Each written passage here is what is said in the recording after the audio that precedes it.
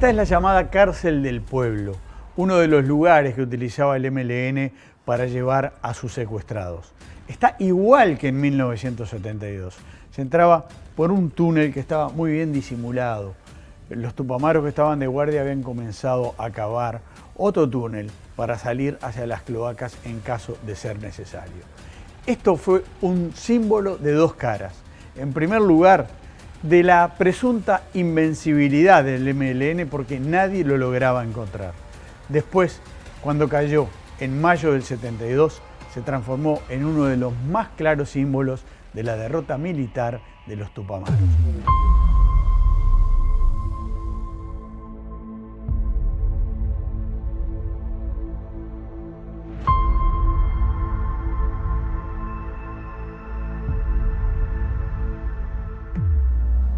Cuando esta llamada cárcel del pueblo cayó en manos de las fuerzas de seguridad, aquí había dos secuestrados. El presidente de UTE, Ulises Pereira Reverbel, que llevaba más de 400 días detenido clandestinamente en su segundo secuestro, y el exministro de Ganadería, Carlos Frick Davis, que llevaba más de 300 días. La orden de los guardias era matar a los secuestrados si este lugar caía, como cayó, en manos de las fuerzas conjuntas. Arriba vivía una familia en la que había niños, se temía que el operativo derivara en un hecho sangriento.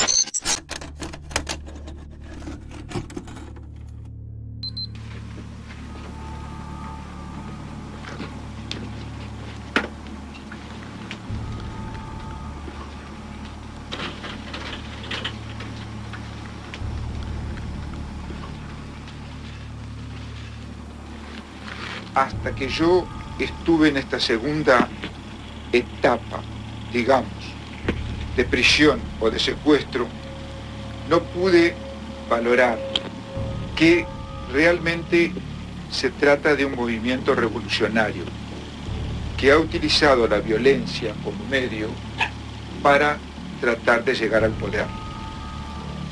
Yo, lógicamente, no solo no coincido con la ideología de la misma, sino que discrepo totalmente con los medios, porque considero que la violencia genera la violencia. Lógicamente no puedo extenderme porque quiero terminar o porque tengo que terminar, pero me gustaría conversar extensamente con el presidente de la República. ¿Qué le diría? Y si, como yo espero, ¿qué le diría? Le diría todo lo que yo pienso de la política económica que debe seguir el país para buscar las soluciones adecuadas y evitar que la violencia pueda producirse con ese pretexto. El operativo militar en el que cayó la cárcel del pueblo el 27 de mayo de 1972 fue encabezado por el Batallón Florida y las máximas jerarquías del ejército de la época. Pero también fueron traídos acá dos tupamaros, Adolfo Bassen y Amodio Pérez, para facilitar la entrega de la cárcel y evitar un enfrentamiento. Allí nació uno de los aspectos por el cual Amodio Pérez fue caracterizado como un traidor. Pero sin embargo, Amodio Pérez no sabía cuál era el lugar donde estaba la cárcel. Pero algunos tupamaros consideran que jugó un rol fundamental en convencer a quien sí sabía, Rodolfo Wolf, que diera la información. Amodio Pérez asegura que estaba todo perdido y que las fuerzas conjuntas ya tenían la suficiente información como para encontrar el local.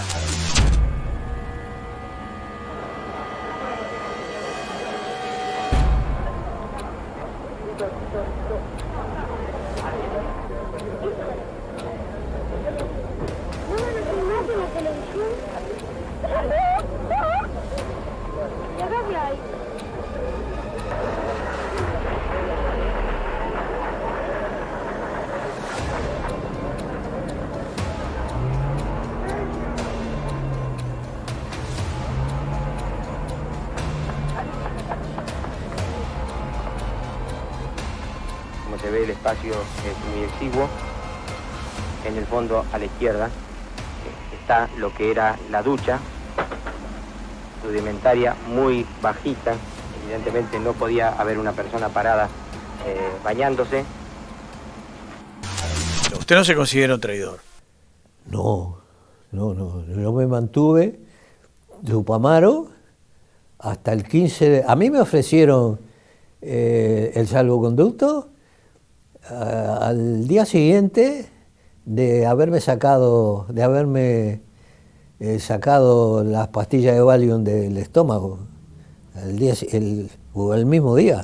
Cuando a mí me detienen en el Florida, yo me entero que estoy en el Florida porque me bajé la capucha y la levanté, y veo que estoy en el Florida. Yo dije, madre mía, ¿dónde caíste? Porque la fama del Florida en ese entonces ya era jodida. Y yo pienso que me van a masacrar.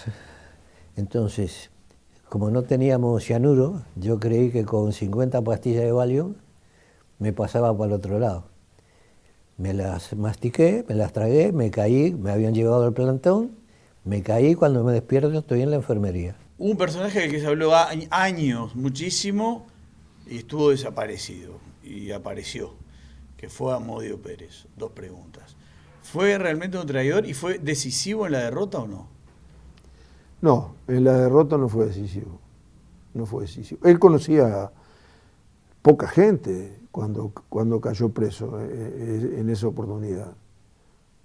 Yo no estuve preso junto con él en Butacarreta, pero no conozco sus relaciones porque él estaba vinculado a la 15, más que nada. La 15 era un club de ferreteros, no cantaban mucho para afuera. Y Amodio, cuando él cae, ya había pasado todas las caídas del interior, la Tatucera, todo eso que hablábamos al principio, que fueron muchas caídas y mucha información que el ejército con tiempo clasificó, empezó a ordenar sus papeles. Cuando él cae, lo que podía haberle hecho daño al MLN era la cárcel del pueblo, pero la cárcel del pueblo la manejaba otro compañero, Wassen, ¿no? Entonces, esto no nos exime a ninguno de culpas ni de esto, lo otro, no. Lo que no tiene la responsabilidad que se le dio en la hecatombe general. No fue así. Yo no le asigno la importancia que algunos autores le asignan. Es decir, fue importante porque evidentemente estaban en un nivel medio superior. Uno de ellos era comandante de columna, así que evidentemente no era ningún soldado, ¿no? Pero yo creo que no tuvo la importancia que se le asigna. Más que nada, el MLN realmente se sintió herido, particularmente por Amodio Pérez, ¿no? Por la deserción de Amodio Pérez. Y entonces le cargan un poco las tintas, pero aparte del hecho de que, creo que fue Amodio, ¿sí?, el que facilitó en alguna forma la captura de la cárcel del pueblo, que tuvo su repercusión, porque realmente fue una acción brillante, más que nada brillante porque no produjo bajas. Pero yo no le asigno tanta importancia, porque las actividades siguieron después que ellos cayeron, y no fue por causa de ellos que al final de cuentas terminó el movimiento en lo que terminó, militarmente hablando, porque todo el plan Tatú no tiene nada que ver ni Amodio ni Pirijude. La caída de la cárcel fue simbólicamente importante. Sí, fue importante, porque fue un trabajo brillante de inteligencia, ahí tomando una botella de ginebra mano a mano con un capitán que se ve que tenía más cultura alcohólica que él, le logró sacar quién era otro de los que estaban detenidos ahí. ¿Qué importancia tuvo la caída de Sendik en la derrota del MLN? Y Sendik era el número 1, ¿no? Para las Fuerzas Armadas fue muy importante en la derrota. Fue muy importante la caída de Sendik. Pero lo más importante fue la caída de la cárcel del pueblo. Ajá. ¿Por qué dice? Porque ellos creían inexpugnable eso, ¿no? Tal es así que era la única cárcel que ellos tenían que no tenía salida en las cloacas. La estaban excavando cuando cayeron. Estaban ¿no? confiados de que nunca lo iban a descubrir, ¿no? Bueno, de hecho habían revisado varias veces ahí y nunca la habían encontrado. Sí. Yo te diría que la caída de la cárcel del pueblo no se compara a la caída de Sendik. La caída de Sendik fue el fin, prácticamente, del MLN en ese momento. Prácticamente fue una guerra ganada por parte de la represión. Porque ya no teníamos más líderes dentro de la dirección. Estaba Raúl. Yo nunca me consideré un líder, digamos, del MLN. Sí, un militante viejo y con mucha experiencia que participó en las direcciones más importantes dentro del MLN. Y posteriormente a ello fue la nada, digamos, casi, prácticamente. Aunque hubieron cosas brillantes, ¿no? Como cosas muy personales, como la fuga que se hizo en esos momentos, pero que ya no había una infraestructura dentro de Montevideo como para guarecer a los compañeros que estaban.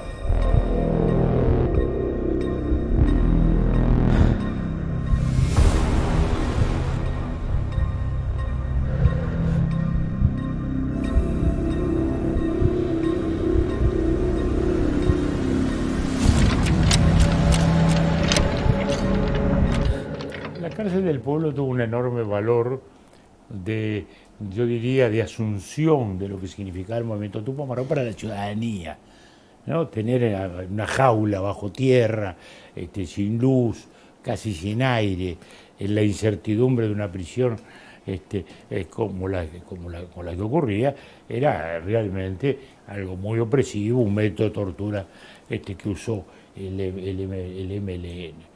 Eso para la gente que lo vio. Pero también tuvo un factor simbólico importante hacia los dos lados, pues también a los Tupamaros les demostró sus debilidades. Porque a la cárcel del pueblo se llega por la confesión de alguno de ellos. Durante muchos años no se hablaba de Basel Annalís, que fue realmente el que sabía dónde estaba la cárcel del pueblo y lo dice. Por eso él con Amodio son llevados por las Fuerzas Armadas para digamos, hacer efectivo ese episodio, que eran los que no conocían la realidad. Entonces, mostró flaquezas, debilidades internas. Eran lugares donde si se detenía a alguien para canjearlo por la libertad de algunos presos, estuviera dentro de las posibilidades en un sitio seguro. Por ahí estaban diciendo que torturábamos, eso es una canallada, lo diga quien lo diga.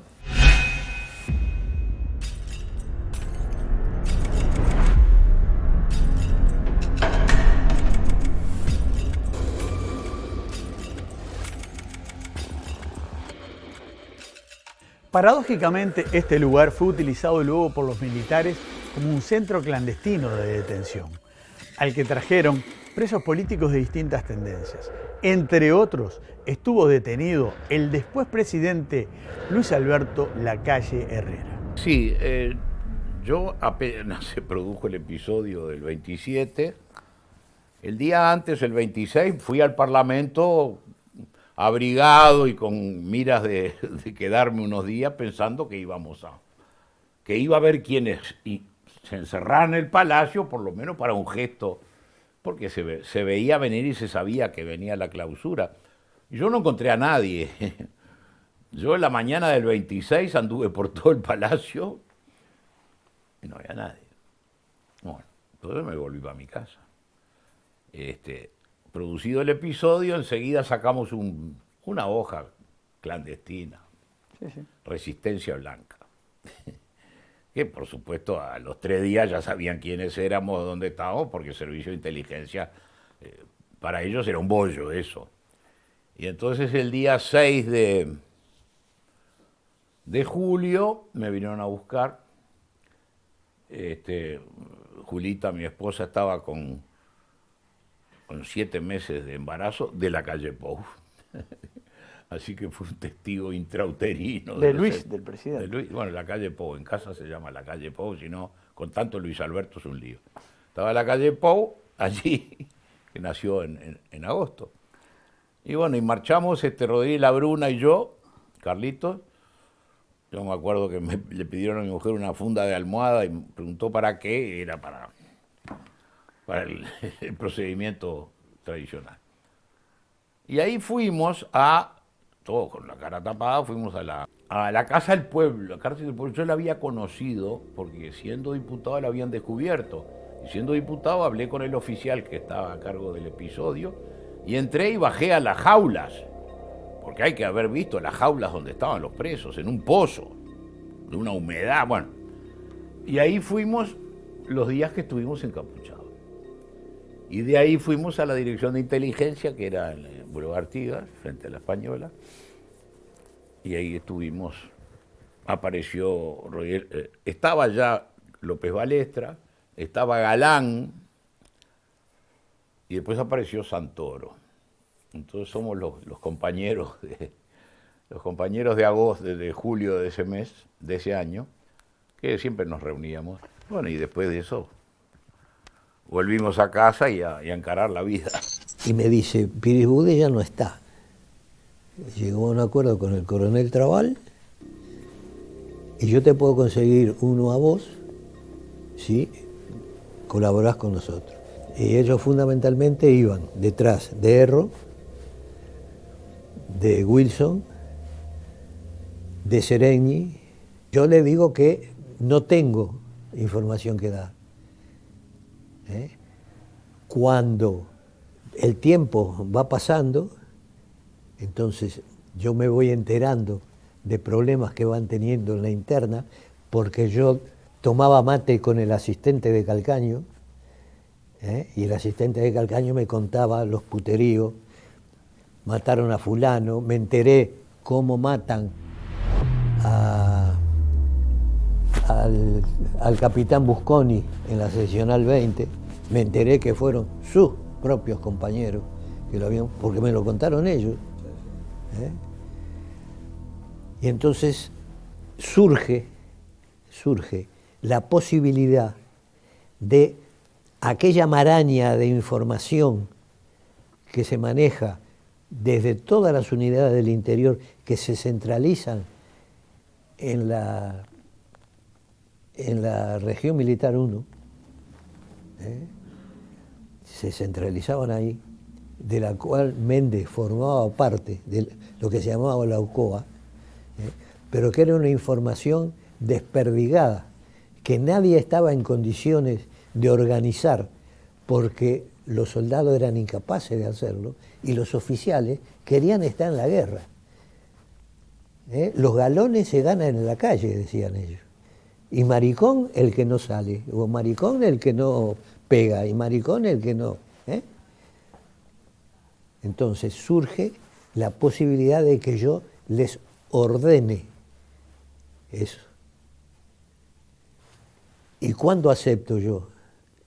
El 15 de junio de 1972, cuando Basen me dice, negro, yo ya acepté la mía, que era la entrega de la cárcel del pueblo, pero el cabeza de turco sos vos.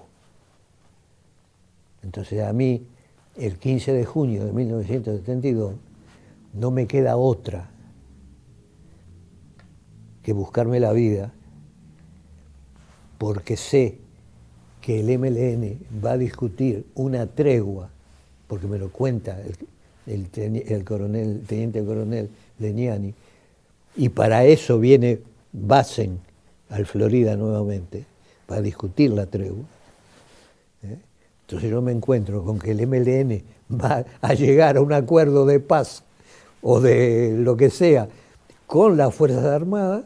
Yo estoy acusado de algo que no había hecho, no me iba a hacer matar por mis propios compañeros. Entonces cuando le digo a Méndez, acepto. siempre y cuando la negra entre en el acuerdo. ¿Por qué? Porque la negra era mi compañera. No salió a la calle a identificar gente, eso no es verdad. No, eso es falso. Eso es Y falso. fue sacado por la frontera, digamos, junto con el general Queirolo, Sí. el coronel Queirolo en ese momento. Era coronel en ese entonces. Usted fue a Brasil y después de ahí fue A Madrid.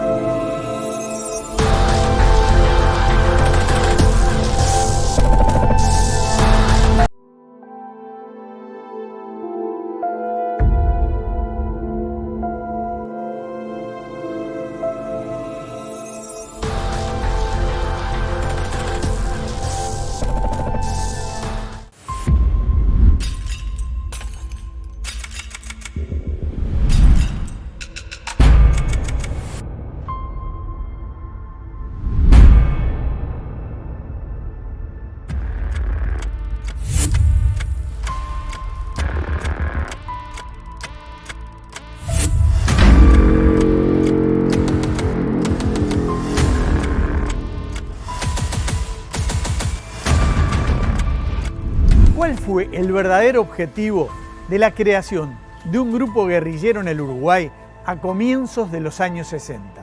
No hay manera de entender el siglo XX sin la Revolución de Octubre, ¿no? Sin la Revolución del 17, sin la Revolución Rusa. Bueno, no hay manera de entender la década del 60 en América Latina, y agregaría las décadas del 70 y del 80, es decir, las dictaduras, sin la Revolución Cubana.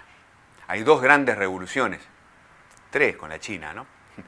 Pero en el siglo XX, revoluciones que cambiaron el escenario global y regional, la Revolución Rusa y la Revolución Cubana. Con la Revolución Cubana se instaló en América Latina, ¿no? Y en las organizaciones de izquierda se instaló la idea de que la revolución era posible. La revolución que parecía un sueño, la revolución socialista, ¿no?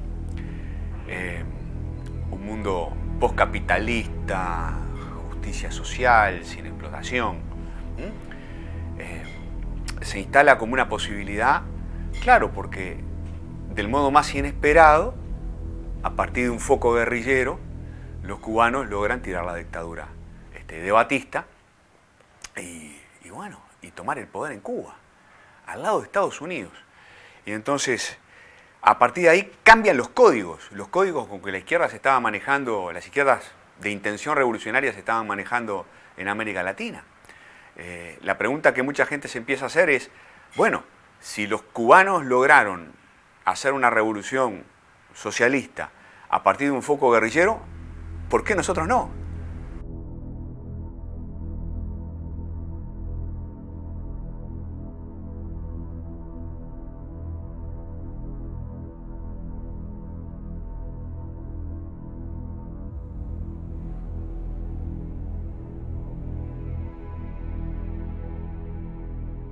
En un discurso histórico pronunciado en 1961 en el Paraninfo de la Universidad de la República, el Che Guevara intentó desalentar la lucha armada en el Uruguay.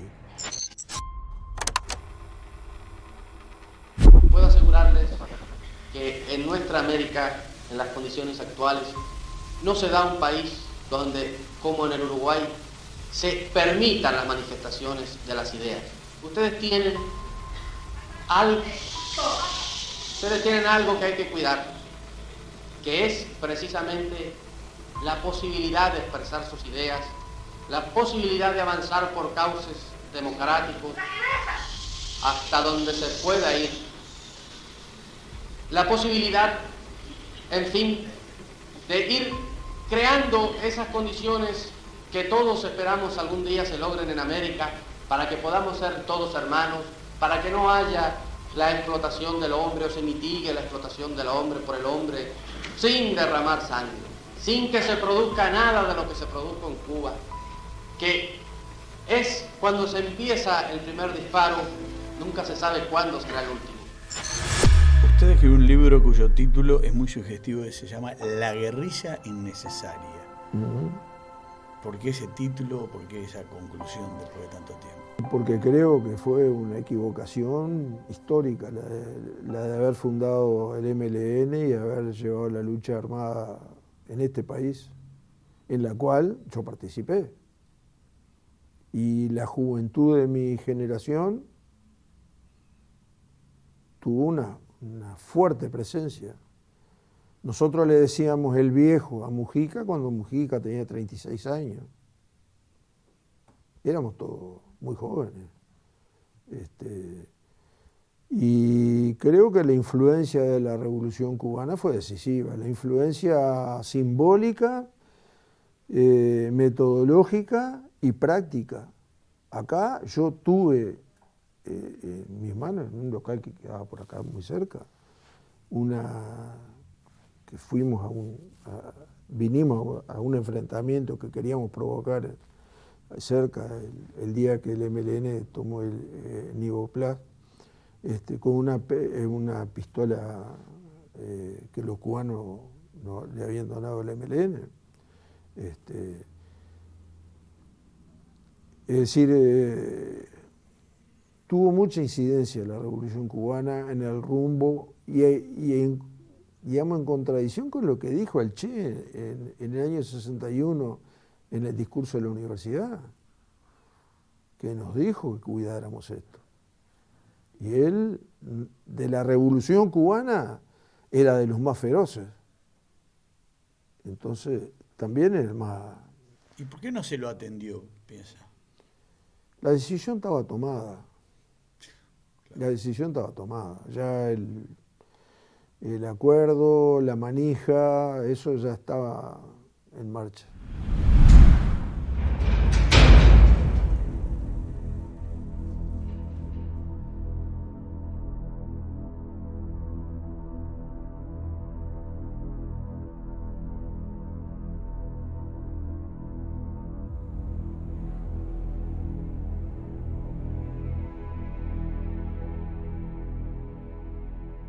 ¿Por qué surgen los Tupamaros? ¿Qué procuraban? Algunos hablan de defensa de la democracia, aprontarse frente a un eventual golpe de Estado o la revolución. ¿Qué era lo que querían? Bueno, vamos a empezar por el final. La razón, la verdadera razón, fue hacer la revolución. La intención era crear una organización político-militar capaz de tomar el poder en el Uruguay, ya se vería cómo, para hacer la revolución, para cambiar la forma de gobernar en el Uruguay. Era tomar el poder para que el pueblo recibiera los beneficios de las políticas sociales que estábamos dispuestos a llevar adelante. Todo lo demás existieron, los grupos de autodefensa, existió la posibilidad de enfrentarse a un golpe de Estado, pero fueron, digamos, elementos previos. La razón de fondo fue hacer la revolución. Nosotros nunca tuvimos la enjundia militar como para un asalto al poder, que nunca estaba en nuestro planteo. Yo preferiría no referirme específicamente a la diferencia. Te digo por qué razonamiento. Porque los que tuvimos responsabilidad en la organización a nivel de dirección, pactamos en determinado momento que nos hacemos responsables de las verdes, de las maduras y de las pasadas. Entonces, nos sentimos responsables de todo eso, independientemente de las corrientes, de las tendencias que hubo dentro de la organización. Esa es la clave del asunto. La otra,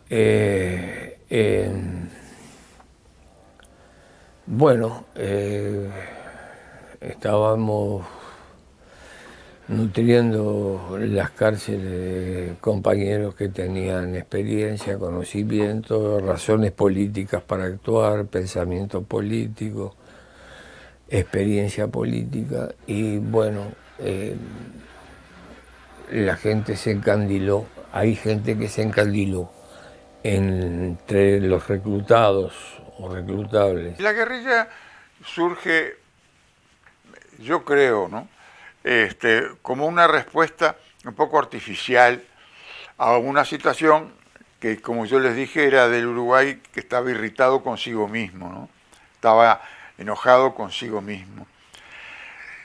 Se genera, básicamente la guerrilla son los Tupamaros, ¿no? Los otros movimientos guerrilleros me parece que no tuvieron una importancia tal como para darles un lugar en el relato. Eran cosas más bien accesorias dentro de una correntada que había en América Latina de movimientos guerrilleros, pero básicamente eran los tupas. Y los tupas tienen una documentación profusa de lo que se propusieron hacer. Es decir, históricamente los historiadores van a ir a buscar los documentos y los tupas explican, es un movimiento en ese sentido casi ejemplar, que ponía por escrito lo que quería hacer.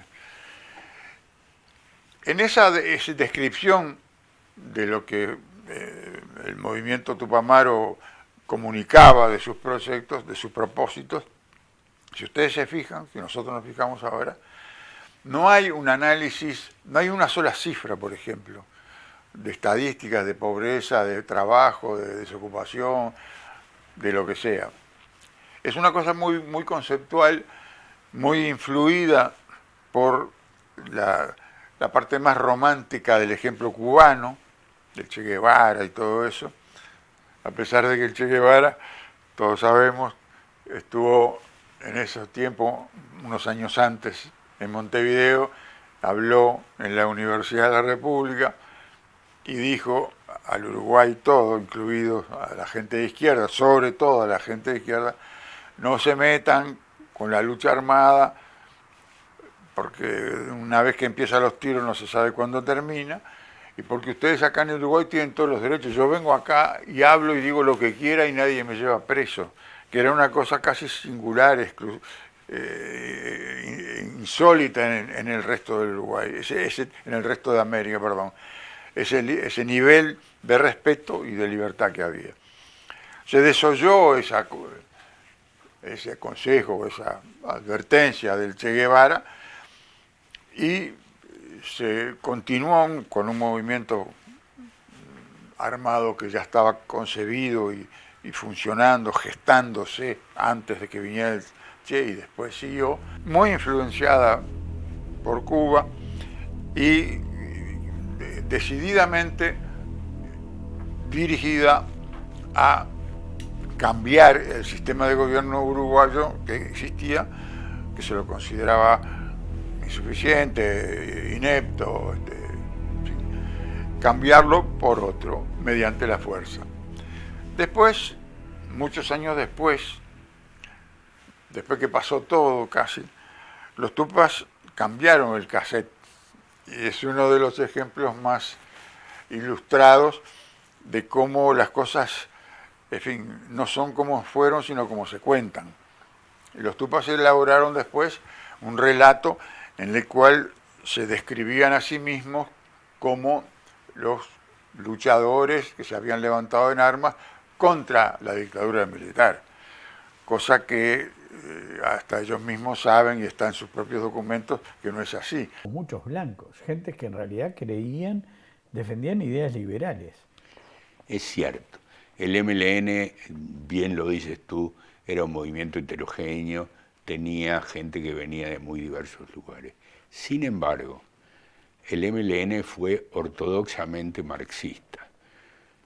Yo en un libro que escribí sobre el tema, me interesé especialmente en estudiar cuáles eran sus fuentes ideológicas. Y uno se encuentra con la sorpresa de que en los comunicados 1 al 5, que son los documentos fundamentales de MLN. Si uno busca la Constitución en el sentido de la norma de mayor jerarquía dentro del MLN, te vas a encontrar con los documentos 1, 2, 3, 4 y 5. En esos documentos la visión es estrictamente marxista-leninista, estrictamente marxista. Y en la bibliografía que aconsejan a sus militantes, no te vas a encontrar con un solo libro que no obedezca, con algún reflejo en algún caso, pero que no obedezca a esa ideología. ¿Qué quiero decir con esto? Que si bien es cierto que había tupamaros que tenían muy distintas visiones políticas, todos ellos eran revolucionarios, si no, no hubieran estado. Todos ellos pensaban en que el foco urbano, por llamarlo de alguna manera, era la vía para promover el cambio social integral que requería América Latina. Y todos ellos eran marxistas, con algún matiz. Pero la cúpula del MLN, el MLN como institución, era marxista-leninista y lo fue hasta el fin de mis días, como decía Fidel Castro.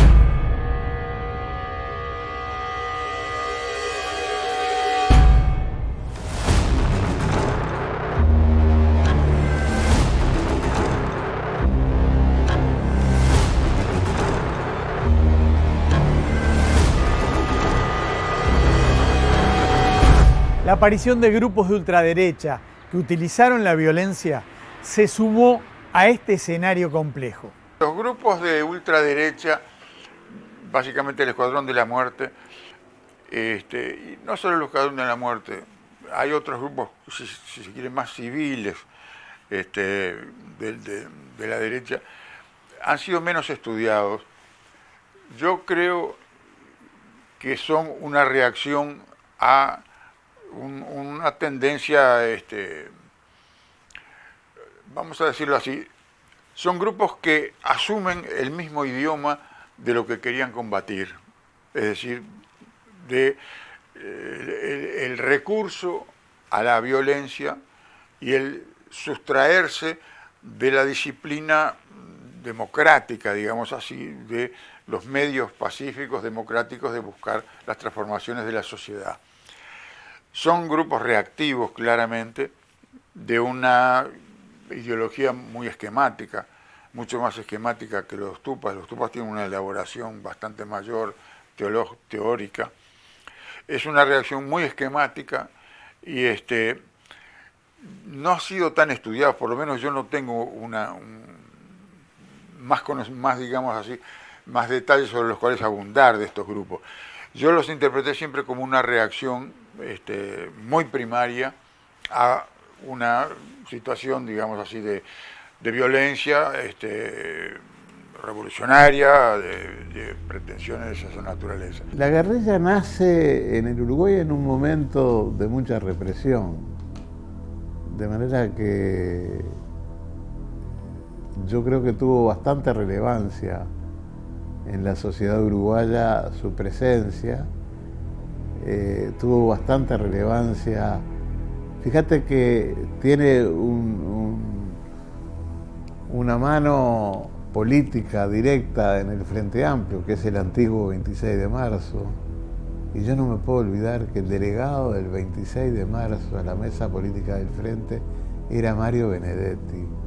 No me puedo olvidar de eso. Fíjate tú hasta dónde llegaba la posibilidad de encumbrarse, de meterse, de involucrarse, de vincularse con la sociedad, el hecho de que Mario Benedetti sea su delegado.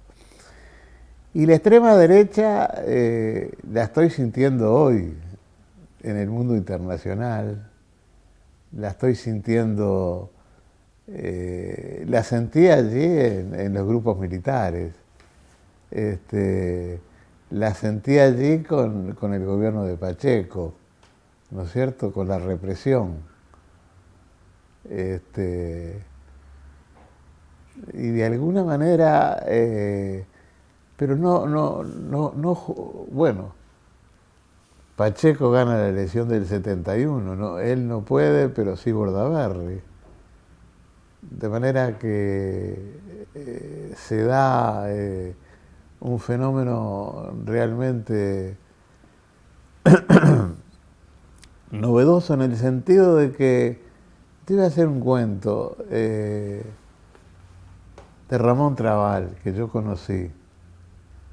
Yo tuve la sensación que Ramón Trabal fue a Perú y no le disgustó las transformaciones de Perú. Y entonces él entendía que había que dar un golpe, pero se equivocaron y en el golpe tenía que haber algún general. Y eligieron mal al general porque eligieron a Goyo Álvarez. Ahí tenés una pauta de alguien que quiere dar un golpe de Estado, pero que está mirando políticamente también lo que estaba pasando en Perú, sobre todo, ¿no? Que son militares los que están llevando adelante esa transformación. Sin embargo, Seregni tenía una visión bastante crítica de las acciones armadas de la guerrilla. Totalmente, porque vamos a entender, Seregni era profundamente democrático. Seregni decía que el Frente Amplio, una de las cosas más importantes, era la defensa de la democracia.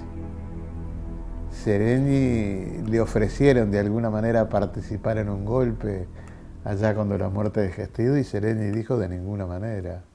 Desde ese punto de vista no hay ninguna duda. Por el otro lado, la guerrilla no tenía nada democrático, era antidemocrático, ¿no es cierto? También hay ojos y ojos.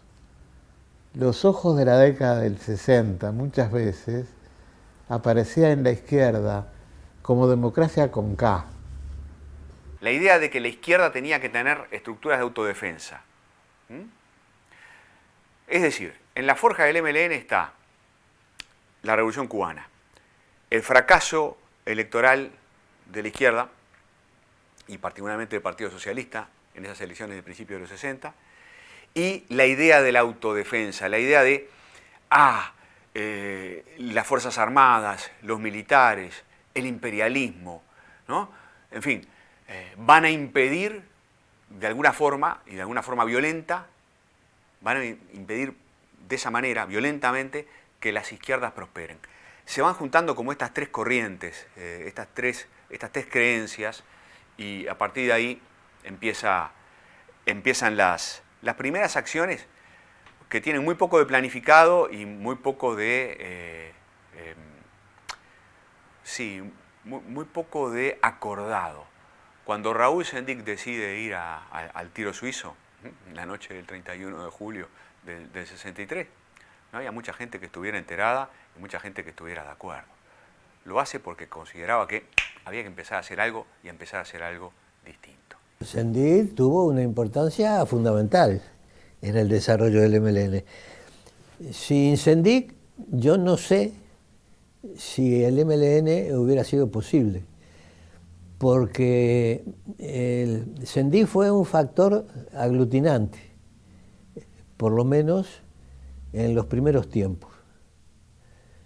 El coordinador, aquella organización que formamos socialista, excomunistas desde el MIR, gente del Movimiento Revolucionario Oriental, Federación Anarquista Uruguaya, y algunos que no tenían una afiliación política determinada, pero que más o menos provenían de filas del anarquismo.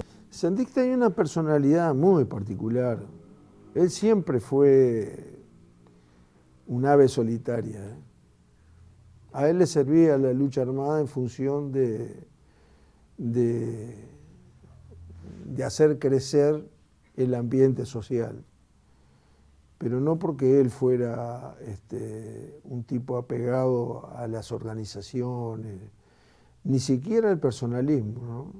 Que en el MLN, por ejemplo, nunca hubieron grados de comandante o de cosas por el estilo.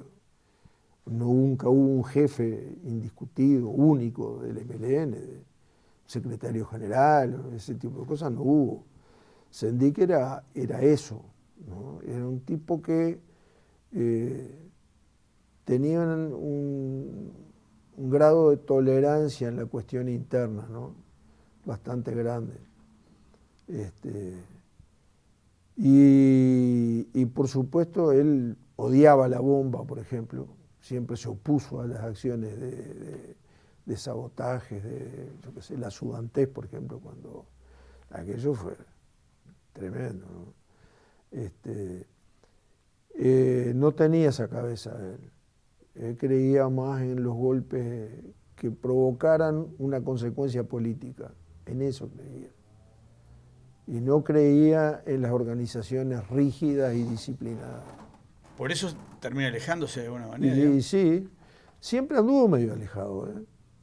Él venía a las reuniones, todo, pero él cuando se fue al litoral, por ejemplo, después de la fuga de Punta Carreta, y hizo las acciones que hubieron en aquel momento allá, y sobre todo el manifiesto del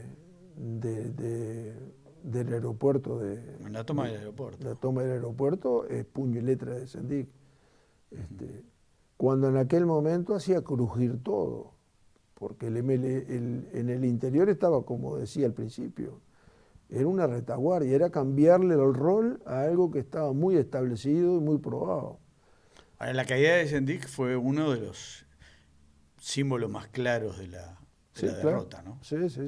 Y la caída de la cárcel del pueblo, de esos dos hechos. Las dos cosas, exactamente, sí. Sí. Primero una y después la otra, ¿no? Pero la caída de Sendik fue ya...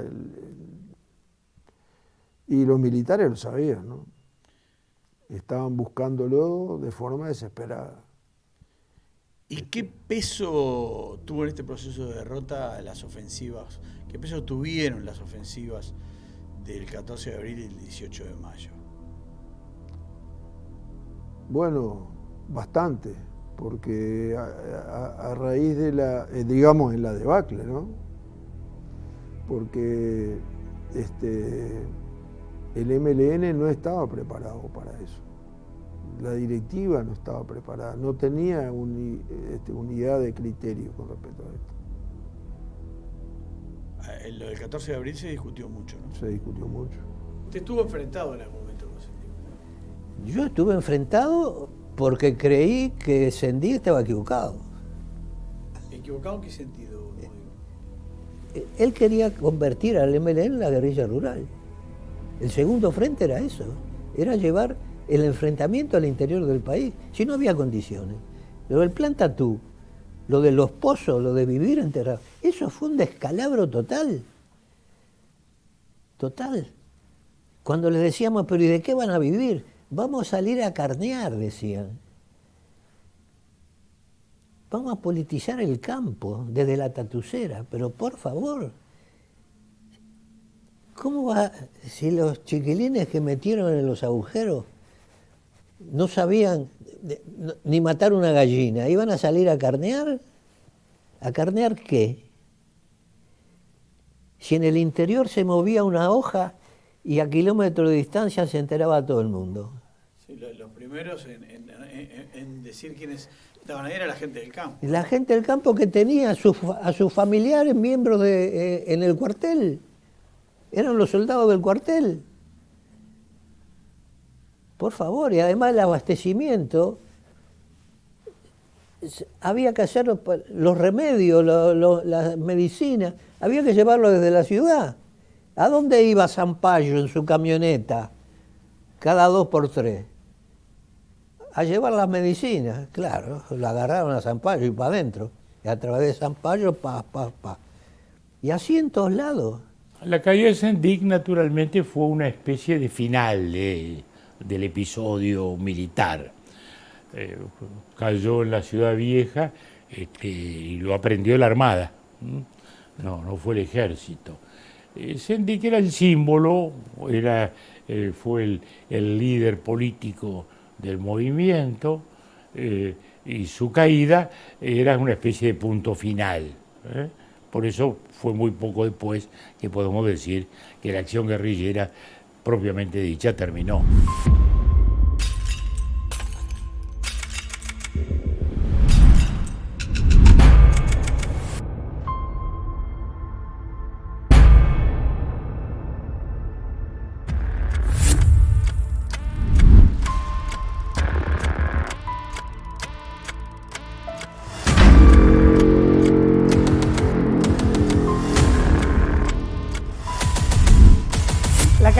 cárcel del pueblo el 27 de mayo del 72 y la posterior caída de Raúl Sendic el 10 de septiembre fueron considerados hechos claves por parte de los tupamaros en su derrota militar.